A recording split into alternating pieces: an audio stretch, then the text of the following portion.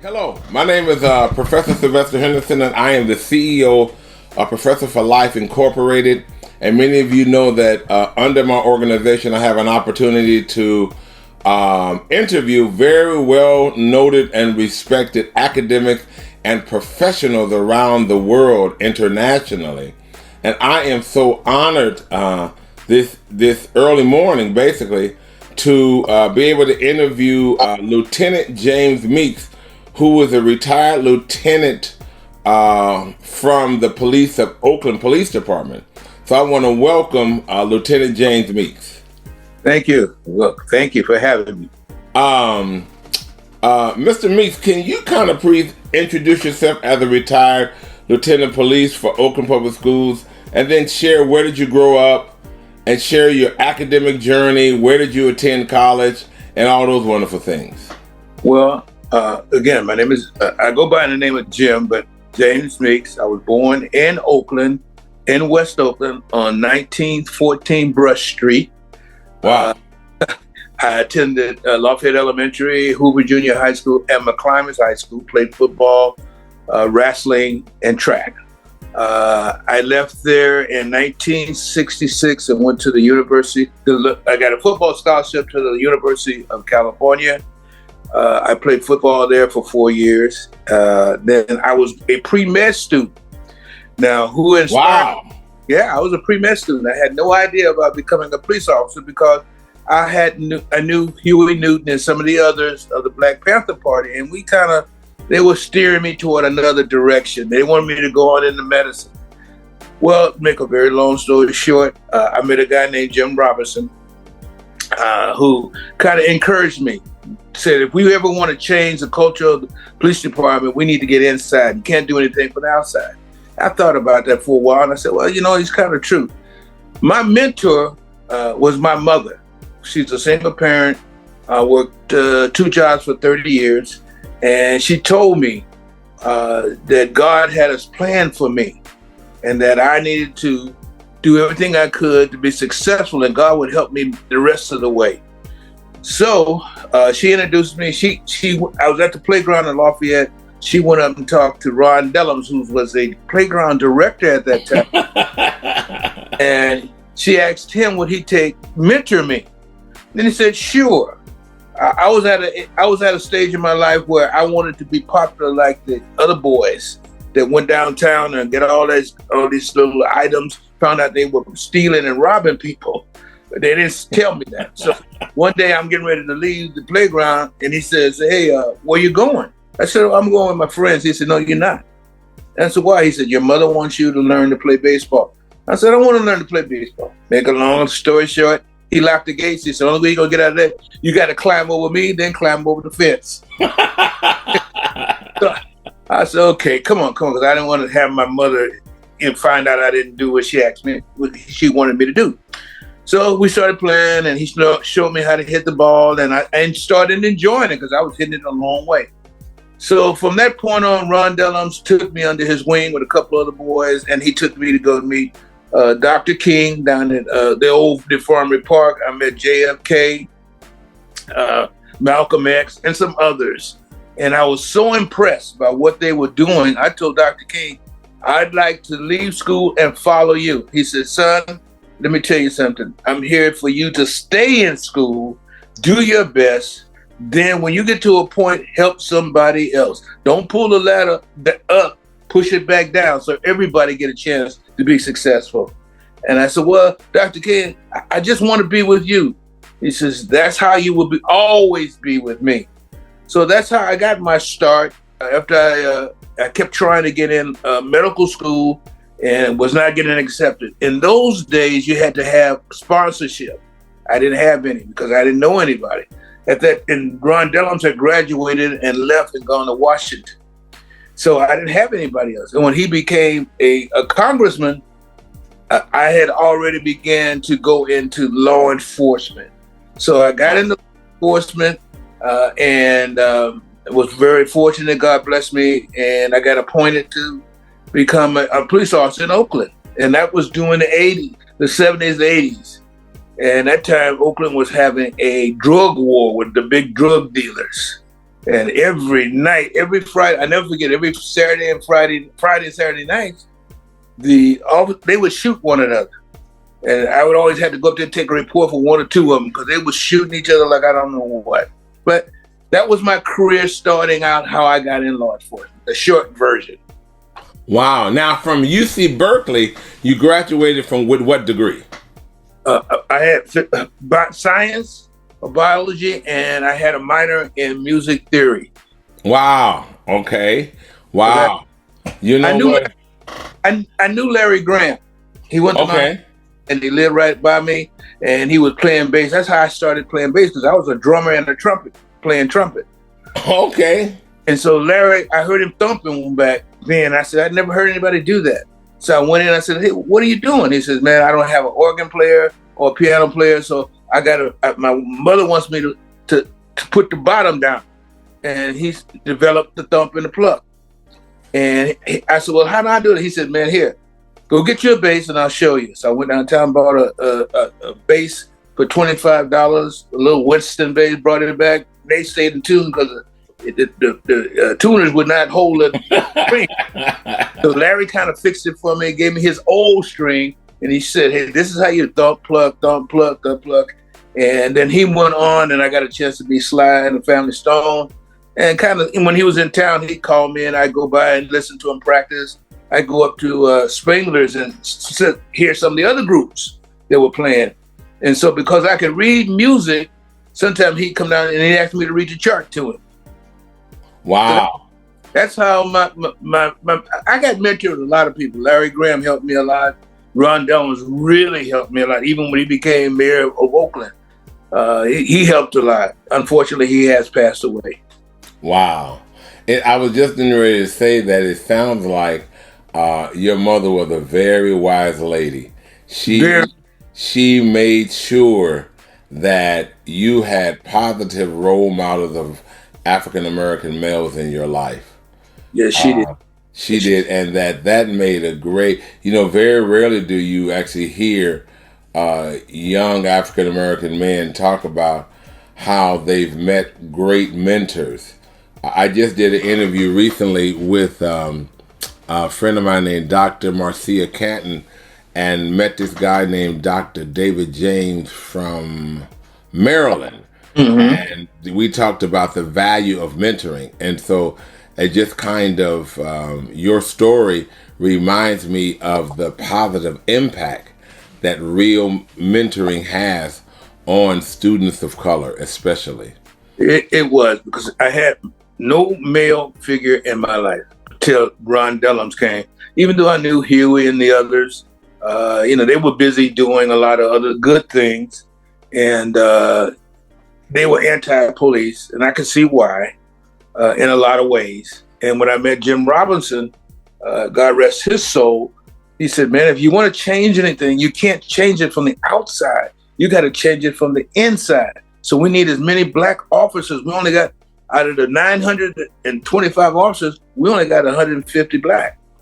And he said, this city is black. Why won't, it should be at least 700 of us out here. But we don't qualify because for one reason or another. So he said, I really encourage you to do this. And if you work with me, I'll get you in the police force. And that's how I got interested in law enforcement, because I've had mentors everywhere I go. I've had a mentor. Even at this age, I still have people mentor. I'm working with my piano teacher. His name skips me. Derek Hall. And, he's mentored me, not just in piano, but in music itself, playing in the group. Because I had played in jazz groups, orchestras, all kind of different groups. And he said, this is how you play. We're playing gospel. You want to be a part of the band, not be the band. That's right. He's a great musician, and you're a great professional, my man. Well, you know what? I learned a lot from you, because a couple of times I got a chance to play with you. That's wonderful. Thank you.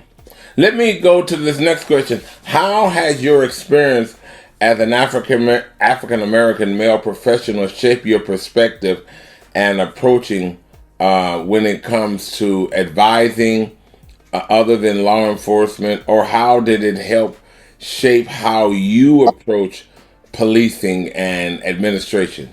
within law enforcement? Well, the thing is, you have to talk to people. You have to be able to listen. There are a lot of good information out there if you just listen and you seek it. I tell people, go out and seek things, learn what's going on in the world, pay attention to the news, talk to the community people, talk to the seniors, talk to the people middle-aged, talk to the youth, and you find out there's so much information out there. People have it in them, but they store it up and don't want to give it away.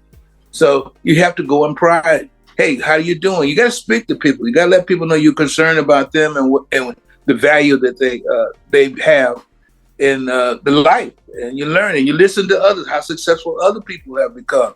How did they do that? What did they do? So they become kind of a quasi mentor if you pay attention. I do that when I go on YouTube. I just looked at some of your posts on YouTube. Wow, I'm listening. I said, wow, that's that choir really sounds. That solo was really. Listen to that piano, man. I wish I could play like that. And you just practicing. How did you? Thank you, Brother Meeks. How did you, man, face some of your challenges as an African American policeman and lieutenant within the department? I mean, growing up in the urban community, usually people don't have the greatest admiration for law enforcement.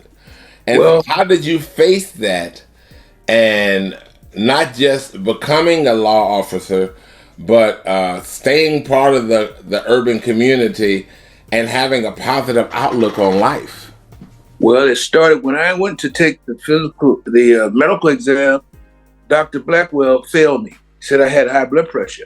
I gave him my medical records and showed I had no high blood pressure. He said he didn't care. I had to go get my blood pressure checked 2 times a day by a private doctor, and that I had to do that for 3 weeks. Every day, 5 days a week. I did it. I found out later on he would fail 90% of the black males coming into the department because he was racist. I talked to Gwen McDonald, who was in charge of personnel at that time, and she finally went to the city manager, and that's why they canceled all that, and they decided to give me a chance to become a police officer. I tell people, if you want something better enough, don't let anybody tell you can't make it. I don't care what color you are. But at that time, back in the late 70s, they weren't hiring black officers. And Dr. Blackwell was one of those. And my mother, when I told her what had happened, she just got upset. She said, what did I tell you? Never let somebody tell you something that you can't do unless you feel you don't want to do it. And that's right. Again, that lady was something else. You go back there, and if he wants you to go back there and test. So, Mother, I have to pay $20 every time I go. She said, well, pay it. That's right. Pay it. And I did. Wow. And so it was your professional persistence. And it was your career persistence to say, I'm not going to let a racist person or a racist organization keep me out of something that I know that I'm qualified. Now, having said that, can you discuss any of the community outreach programs that you were involved in that supported higher education? Oh, yeah. We had 2 mentoring programs, one called the Oakland Police Department mentoring program, and then we had a thing called OK program that I brought to the department. It was up in Sacramento, and I convinced them to come down here and open up a chapter down there. But I used to teach what they call prep classes for promotion. And one of the things I told everybody, education is the key to success. Determination, perseverance is the key to success. You've got to have it. Some guys would come in the police department with just a high school diploma. I said, if you want to be successful in this department or anywhere else, you need to go get a bachelor's or at least an AA degree, but a bachelor's degree. The department pays you to get these degrees. Take advantage of that. Because when I took the police department exam, I didn't even have to take the written because why? I had a bachelor's degree. So education is the key to a lot of things. It all it does is give you an opportunity to explore, to listen, to decide mentally, is this something I want to do, or do I really want to be involved in all of this? Or yes, I do, and this is how I can make it better with the educational skills that I have. Wow, that's wonderful. How did you balance in such a job that can bring a lot of fear? I would imagine that being a policeman in an urban community, I don't know, but I would imagine that it could bring some emotional apprehension if you don't have a lot of confidence as you are having to, I would say, travel the streets. How did you balance some of your police challenges while maintaining such a wonderful personal family and just well-being for yourself? Well, I give credit to God. There were times when I said, well, maybe I shouldn't do it. Maybe I should move on. I got a degree. I could do something else. But God said, no, I put you here for a purpose. I put you here to be my servant. And so what I would do, I would talk to people. I was very fortunate to marry a wonderful Christian lady. And she was very supportive, even though she was getting her master's and PhD and all that. She never once said, I'm too busy. We would sit down and talk about it when I'd have problems. But there were racist things that were occurring in the department. The kind of covert racist things would happen. I got the worst assignments. And you said, well, wait, how come I got the worst beat? I've been here longer than this guy. And now I got the beat where there's always something going on, And she says, you know what, sweetheart, promote up. And I said, what if I promote up? What advantage is that? She said, first of all, you show them that you have the skill set to do it. Second of all, financial gains that you're going to get from that.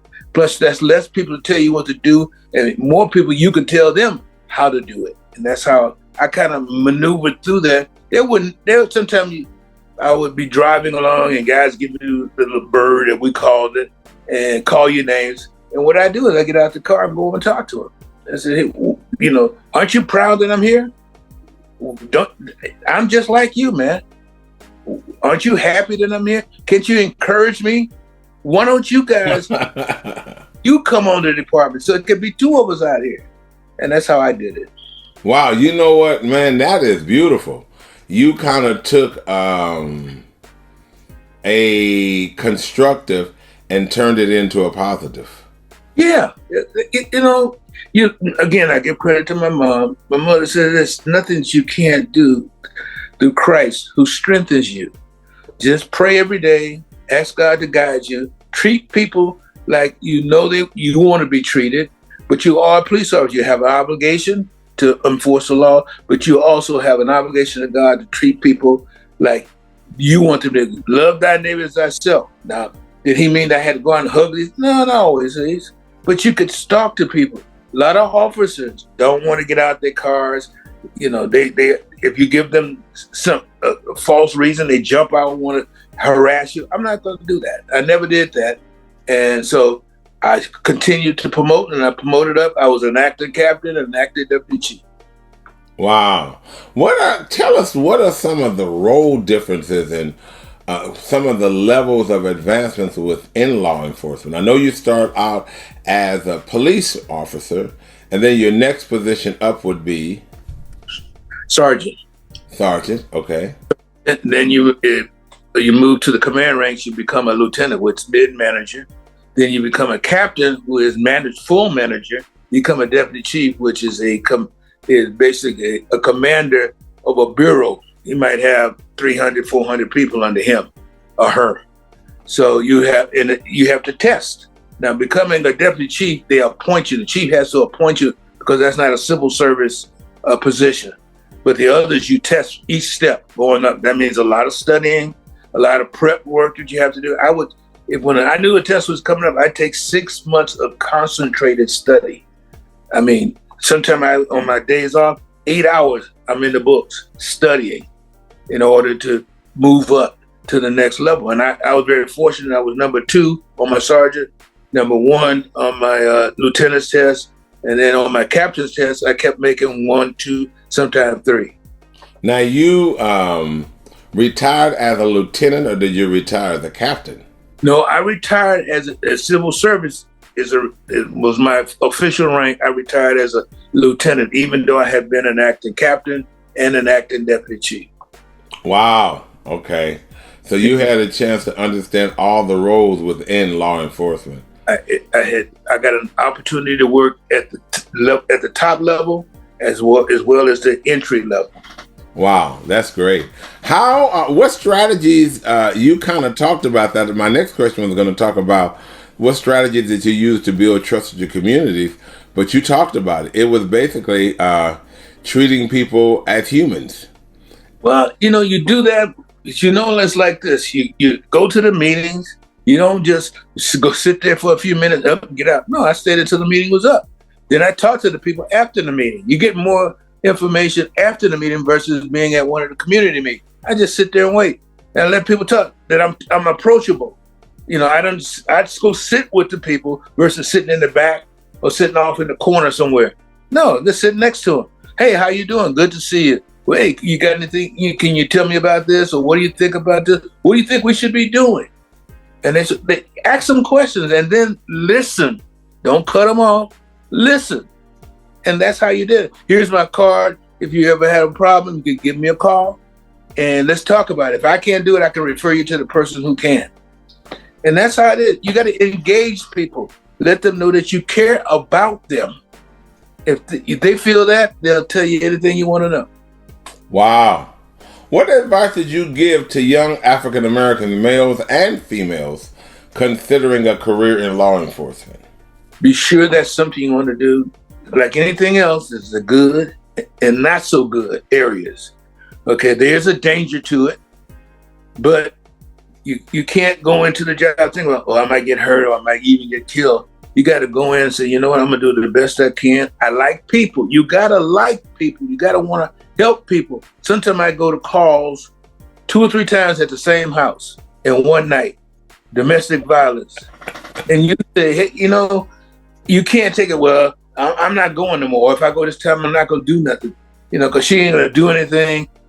You just got to keep going, letting them know that I'm here for you.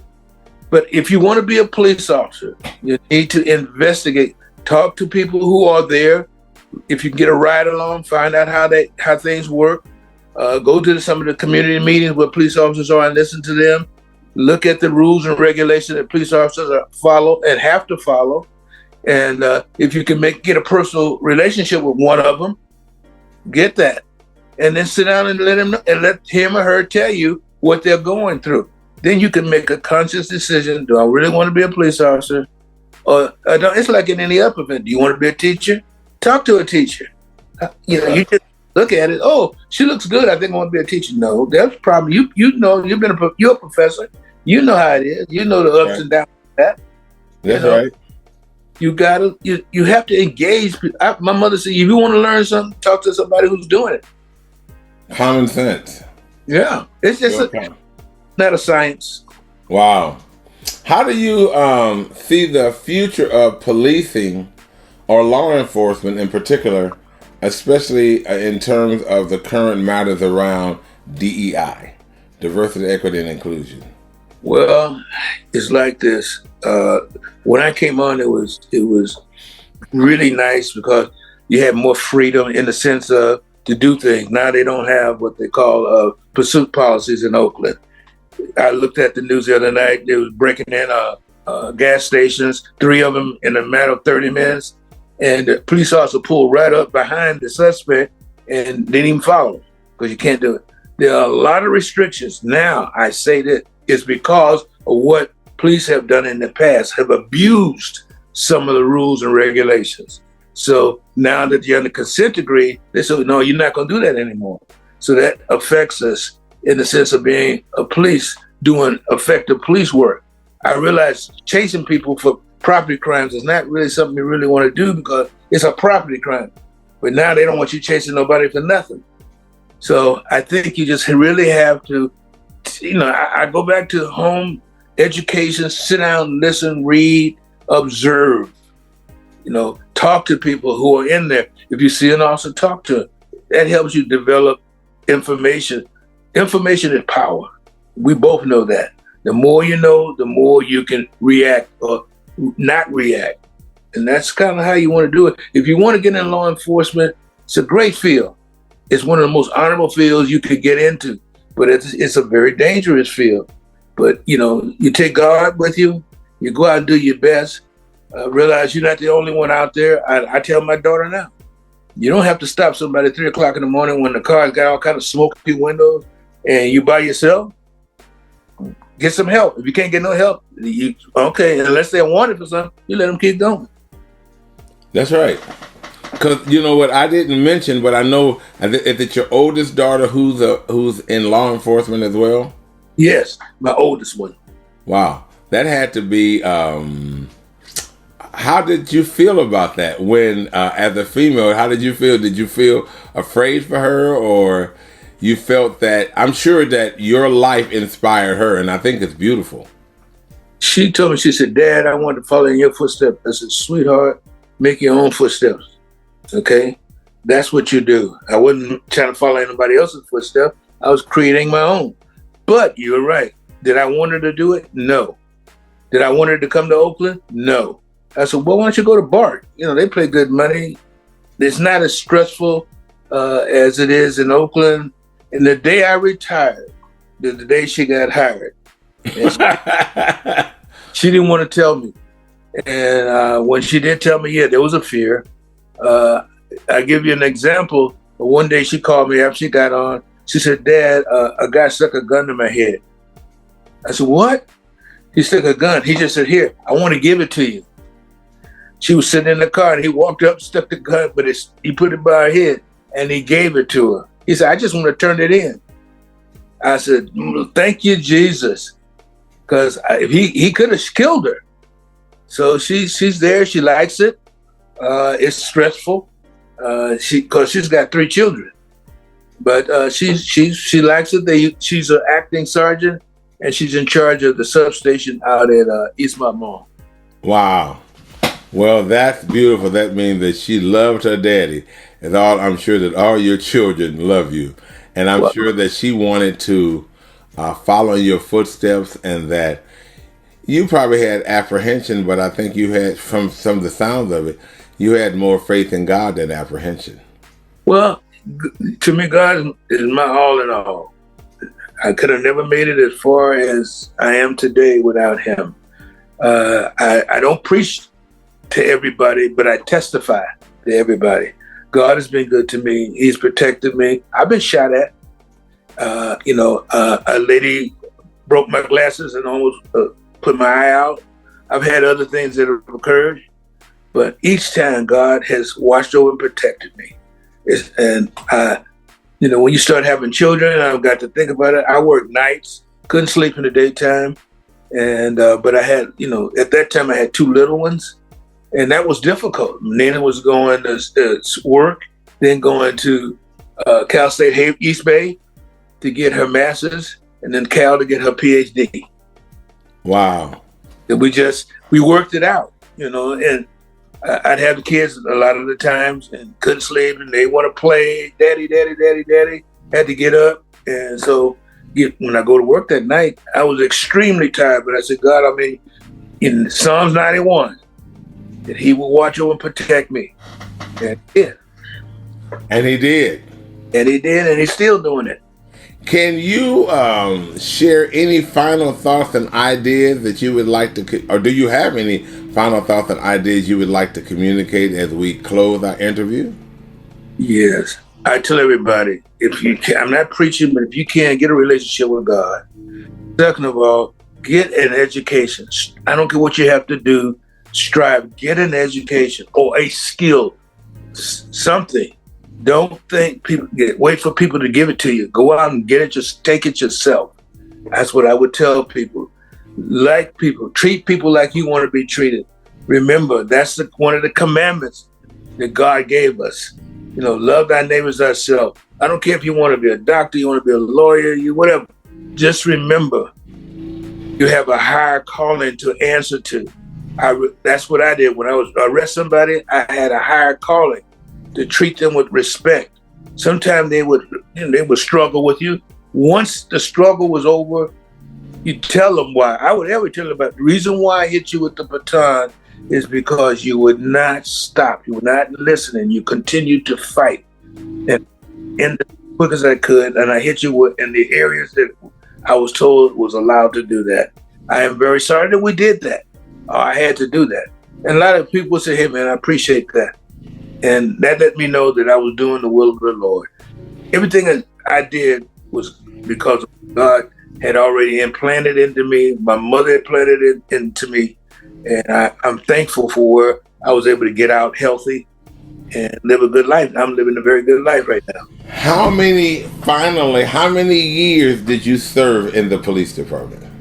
Exactly 37 and a half. Wow. If I didn't know my daughter was going to be there, I would have went for the exact 40.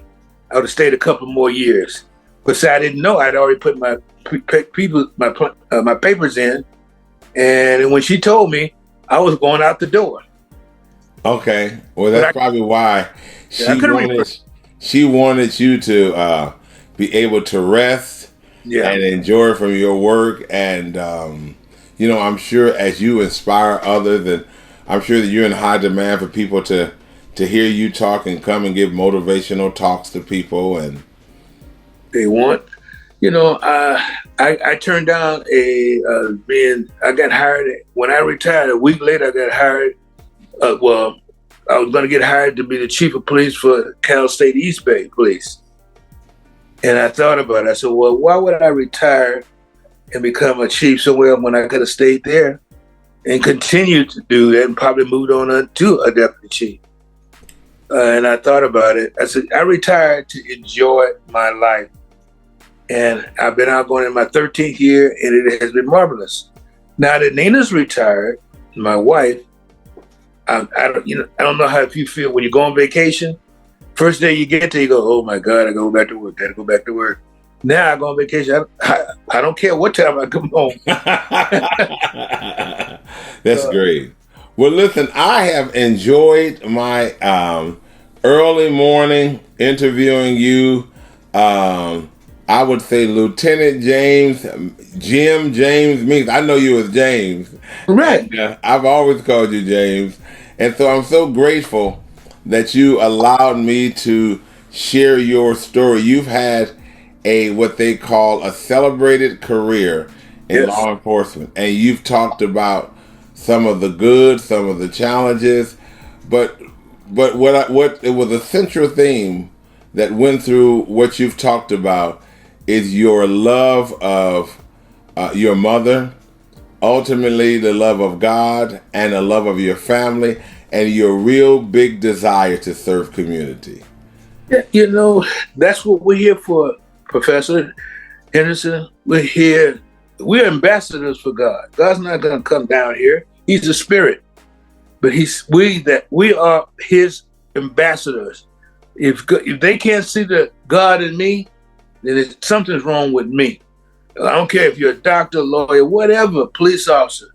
If they cannot see that and feel that, something is wrong in your life. And my mother said, God first, family second, your career third. That's how she did it. And she never failed. She did everything she could for the church, working 2 through 8-hour jobs for 30 years. And that was the biggest mentor. I was fortunate to meet a lot of people, Dr. King and others, Ron Dellums, when he became a mayor here. I was walking down up by Piedmont, and he came out of a restaurant and he saw me, and we saw each other, hugged each other for about 5 minutes. He wouldn't let me go. And he said, I'm so proud of you. Well, that made me feel even much, I was so excited. I said, wow. He said, you know what? To see the work that I was able to put into you and see where you are today, that made me feel good until he left to go back to Washington. Unfortunately, he passed away. So, Sylvester, Dr. Henderson, God has been good, but everything in this world, as well as and all the things you have done, and all the people thousands of youth that you've helped and mentored in music and other ways. If it had not been for God, neither one of us would be here today. That's right. And on behalf of my company, I want to thank you once again for taking the time out of your schedule to share your career, your wonderful career, your family, and talk about your love of God. And we hope to continue. Someone told me that when we retire, our goal is not to do what is now, to really inspire. And you have inspired me this morning. God bless you. And I hope to talk to you soon. Thank you for having me. And God bless you and your family. All right. Thank you. Bye-bye now. Bye-bye.